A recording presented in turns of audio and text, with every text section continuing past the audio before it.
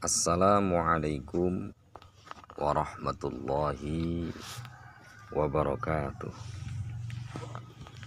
A'udzu billahi minasyaitonir rajim.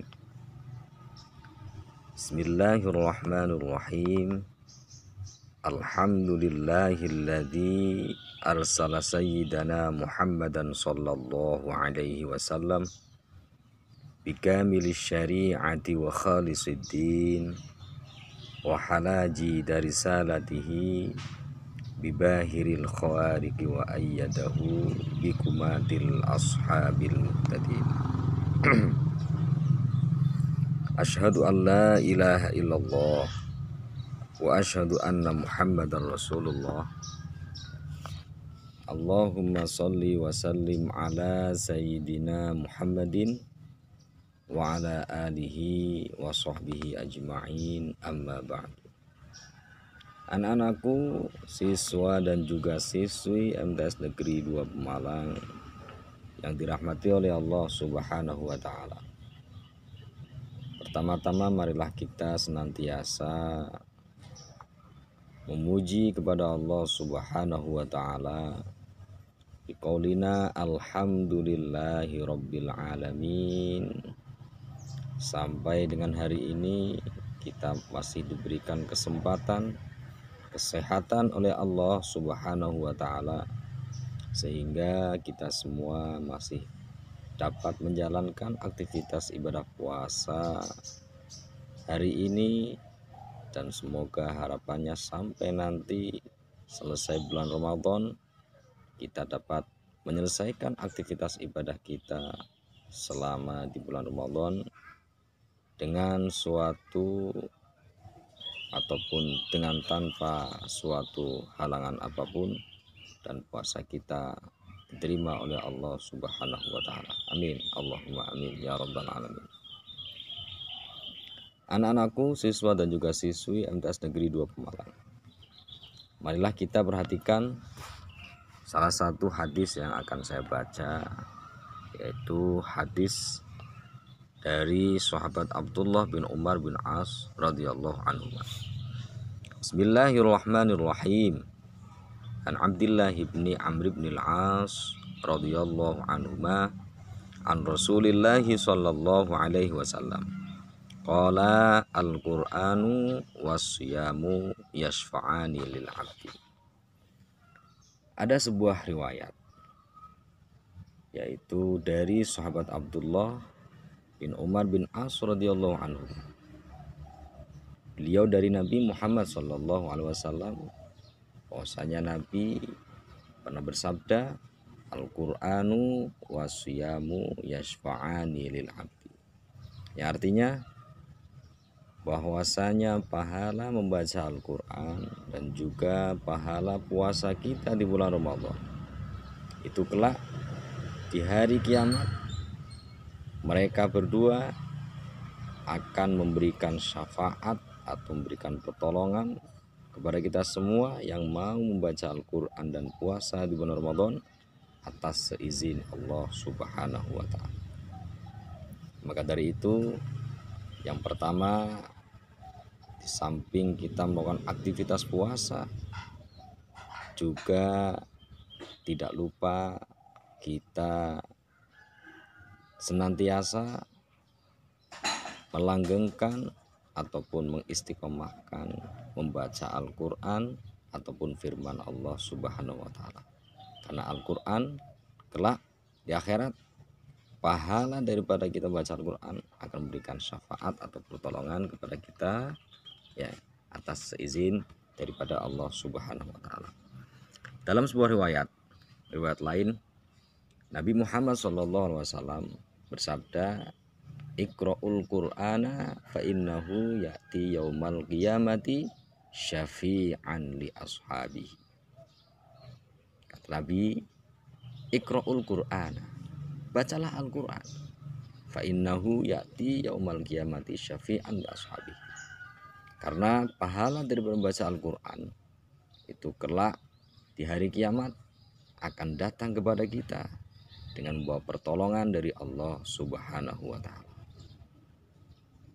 Karena Al-Quran juga merupakan firman dari Allah SWT sekaligus mukjizat dari Allah kepada Nabi Muhammad SAW. Maka Al-Quran juga banyak sekali fadilah ataupun keutamaannya. Salah satunya diterangkan lagi dalam sebuah riwayat lain, man qara'a harfan min kitabillahi falahu bihi hasanatu wal hasanatu bi asyri amsalihha la aqulu alif lam mim harfun walakin alifun harfun walamun harfun wa mimun harfun, yang artinya barang siapa membaca satu huruf saja dari firman Allah Subhanahu wa taala, yaitu kitab Al-Qur'an, maka baginya akan diberikan satu kebaikan dari Allah Subhanahu wa taala, di mana kebaikan itu akan dilipat gandakan oleh Allah sebanyak 10 kali lipat.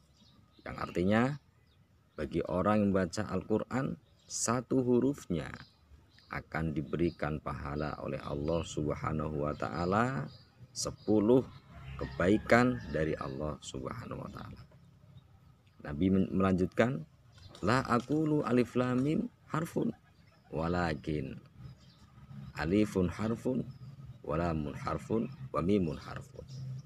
Bahwasanya ketika Gusti Kanjeng Nabi membaca lafaz alif lam mim, maka lafaz alif lam mim itu bukan satu huruf, melainkan itu 3 huruf. Karena alif itu satu huruf, lam satu huruf, mim satu huruf. Jadi alif lam mim itu 3 huruf.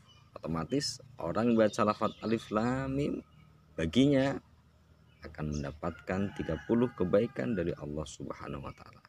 Karena yang satu hurufnya itu akan diberikan pahala oleh Allah 10 kebaikan. Maka kalau 3 berarti 30. Bagaimana kalau kita membaca satu ayat seumpamanya, di situ ada berapa huruf, kemudian kita kalikan 10, berapa pahala yang kita dapatkan dari Allah Subhanahu wa taala. Contoh, kita baca satu ayat dari surat Al-Fatihah, Bismillahirrahmanirrahim. Ada berapa huruf di situ? Ada 19 huruf.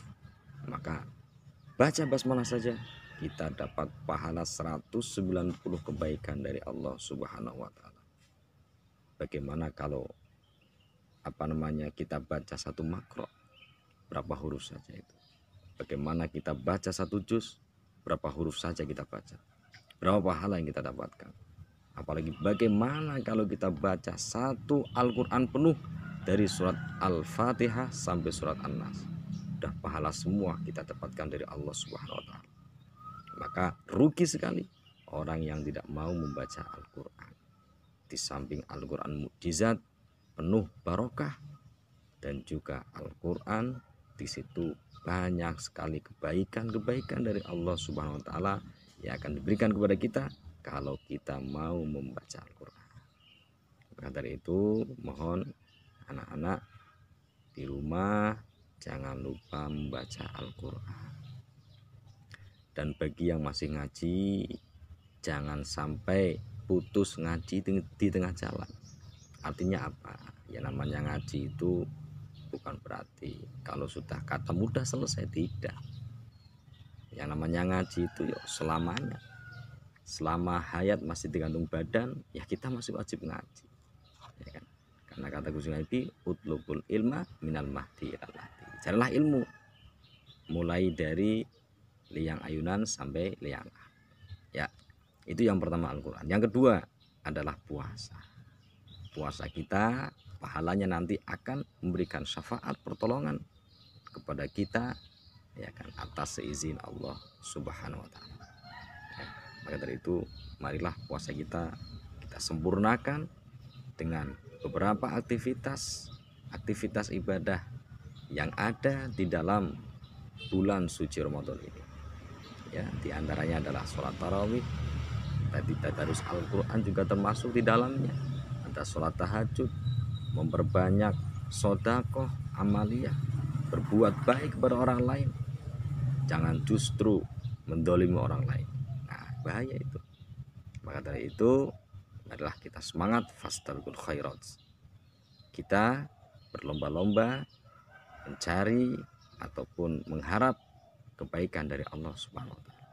Kira-kira itu kesimpulannya adalah dua hal yang akan diantara dua hal yang akan memberikan kita syafaat kelak di hari kiamat. Yang pertama adalah bacaan Al-Quran, yang kedua adalah puasa kita di bulan Ramadan. Semoga bermanfaat bagi kita semua. Akhirnya, ihdinas siratal mustaqim, wabillahi taufiq wal hidayah. Assalamualaikum warahmatullahi wabarakatuh.